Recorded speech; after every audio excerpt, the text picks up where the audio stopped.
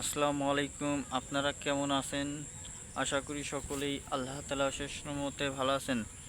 প্রিয় ভাই ও বন্ধুরা, আজকে স্ক্রিনের মধ্যে আপনারা যে ফুলগুলো দেখতে পারছেন, তো এই ফুলগুলোর নাম হচ্ছে ডাটা শাকের ফুল। এই যে বন্ধুরা, আপনারা ডাটা দেখতে পাচ্ছেন।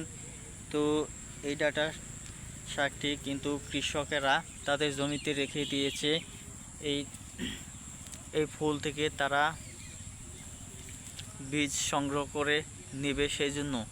তো প্রিয় ভাই বন্ধুরা, তারপর তারা আবার পুনরায় তাদের জমিতে রোপণ করবে।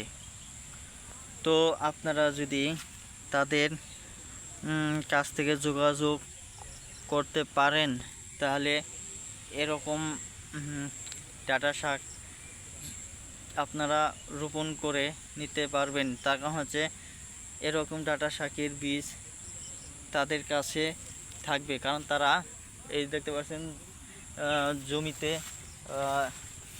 এই যে রেখে দিয়েছে। তো প্রিয় ভাই বন্ধুরা, আমি আপনাদেরকে সেজন্য বলবো, আপনারা কৃষকদের পরামর্শ নিন, কৃষকদের সাথে দেখা করেন, তাদের সাথে দেখা করে ডাঁটা শাকের বীজগুলো সংগ্রহ করে নিন এবং কি জমিতে রোপণ করুন। তো প্রিয় ভাই বন্ধুরা, এই গাছগুলো থেকেই